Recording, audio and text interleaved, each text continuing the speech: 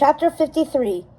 The archery tournament was nearing its final round, and the Sheriff of Nottingham was still in the lead, which should have made him happy, but instead only filled him with frustration.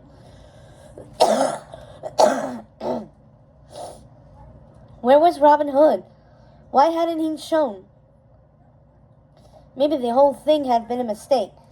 Maybe Robin didn't really feel the way he once felt about Marian. Or maybe she'd gotten word to him somehow, warned him of the trap, and he'd decided to stay away. There were plenty of reasons he might not show, but when the sheriff had tried to suggest them to the prince, he'd almost had his head bitten off. The lion was still sour with him over his failed attack in the forest. Had Sir Hiss not intervened, reminding the prince of the sheriff's overall usefulness in collecting taxes, he was pretty sure he would have already been back at his father's old job, shoeing horses for the rest of his days, which meant he needed to redeem himself, not by winning a tournament, but by snaring the kingdom's #1 enemy. Robin had better show up, and soon. The sheriff glanced over at the pavilion. Marian was there, sitting beside Prince John. The vixen hadn't been at the tournament earlier, and for a moment the sheriff had worried that perhaps Robin had already squirreled her away somehow, getting the jump on everyone. But she was sitting prettily next to the prince, dressed in a lavender gown, looking quite pale and troubled, which made the sheriff feel a little better. One way or another, he thought, we'll put you in your proper place. As they cleared the field to start preparing for the final round, the sheriff decided to head over to the pavilion to learn if there was any Robin update he hadn't yet heard. When he reached the tent, he bowed low to the prince, who was too busy chatting with a jovial bear with a strange purple suit to pay him any mind. Sighing, he turned to Marian instead. "Milady," he said, "you have decided to join us at last." She fanned herself with a small handkerchief. "Yes," she said. "I'm afraid I have not been well this morning, and so His Majesty gave me leave to rest up before coming out." "I'm sorry to hear that," he said, hoping he sounded sincere. "After all, this must be an exciting day for you. The day you will meet your future husband," he grinned, knowing full well it was not exciting for her at all. "Where's Robin?" Prince John bellowed, preventing Marian from responding. His eyes drilled into the sheriff. "Why isn't he here yet?" The sheriff sighed. "He's probably just waiting for the final round," he assured the prince. This way he could sweep in, win the whole thing, and take off with his rescued bride. He rolled his eyes. "Of course, we're not going to let that happen," he added, catching the lion's angry scowl. "You better not," Prince John growled. "And hurry up with it all. I'm well past my first afternoon nap, and I'm getting dreadfully bored." "Yes, sire. Of course, sire," the sheriff muttered, bowing in obedience. But inside he was furious. What was he supposed to do? Just make Robin appear out of thin air? Why was this becoming his problem? "Oh, excuse me," Marian suddenly blurted out. "I think I'm going to be sick." She rose to her feet, swaying from side to side. The purple-suited bear leapt up and grabbed her by the waist, preventing her from falling. "Are you all right, little lady?" he asked. Prince John groaned. "Can you not be sick in my pavilion?" He looked around. "Where's your lady-in-waiting?" "I don't know." "Oh," Marian clutched her stomach as if in pain. The bear put his arm around her.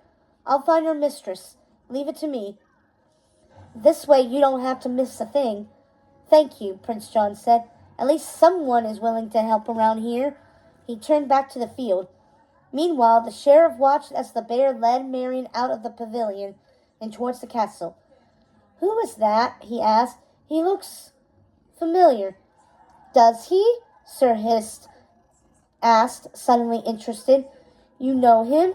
Do you think it's—" The sheriff scratched his ear. "He's definitely not Robin Hood," he said, "but I don't know." At that moment, the trumpets sounded, and the announcer called the contestants to the field. It was time for the final round. The sheriff gave Sir Hiss an apologetic look. then headed out to take his place. He felt a thrill of excitement as the cheers from the crowd rose to his ears. Finally, he was getting the respect he deserved. The announcer went over the rules. The animal closest to the bullseye, and a target farther back than ever before, would win the entire pot, the golden arrow in the paw of the lovely Marion. The remaining contenders lined up quickly, eager for their chance. Bunnies, birds, a couple of bears, but no foxes, the sheriff noted irritably, and no one who looked as if they were in disguise. One by one, the contestants shot their arrows. Many got close, but none quite hit the faraway bullseye. Even the turtle, who had hit 3 bullseyes in the preliminary rounds, got distracted by a flash of light from the audience, and his shot went wild. Finally, it was the sheriff's turn. He stepped into place, grasping an arrow in his right paw while holding the bow waist high with his left. Drawing in a breath, he laid the arrow shaft on the bow's rest, making sure the odd fletching pointed sideways. When he was all positioned, he swallowed hard, then pulled the arrow away and let it fly. It hit the bullseye dead on. "Huzzah!" he cried, raising his bow in the air in triumph.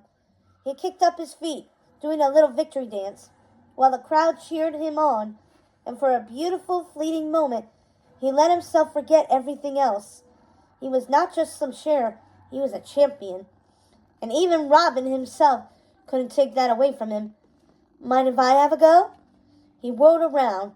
A strange stork he hadn't seen before was standing behind him, wearing an olive tunic and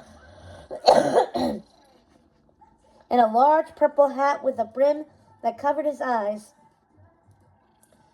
He looked so odd that at first the sheriff wanted to laugh, but then it struck him. Was this him? Was this Robin Hood at last? He glanced over to the prince's pavilion. Prince John had risen from his seat and was rubbing his paws together in glee. Sir Hiss by his side was flicking his tongue madly. The sheriff swallowed hard. So they thought it was Robin Hood, too. He turned back to the store, his heart pounding. "By all means," he said, "give it your best go." He stepped aside to allow the stork room. The stork raised his bow, nooked his arrow, and without a pause, let it fly. Sorry, Quinn. The sheriff watched, heart in his throat, as the arrow soared through the air, straight at the bullseye, not only hitting it, but slicing the sheriff's arrow in two. The crowd went wild. The sheriff grimaced, disappointed that he'd lost. But then he reminded himself that while he may have lost the contest, he'd won so much more. For finally, Robin had revealed himself. Finally, he could be arrested. Finally, the sheriff could put all this nonsense behind him, and life could go back to normal. It was a pretty big win. He stalked over to the store. "Not so fast," he growled. Reaching out, he yanked the hat off his head and pulled off his fake beak. "Now we've got you, Robin Hood." There was a gasp from the crowd. At first, the sheriff wasn't sure why, but then he did a double take at the fox in front of him, and his jaw dropped practically to his feet. "What?" he cried. "But you're not—" Maid Marian beamed. "Surprise," she said. "I win."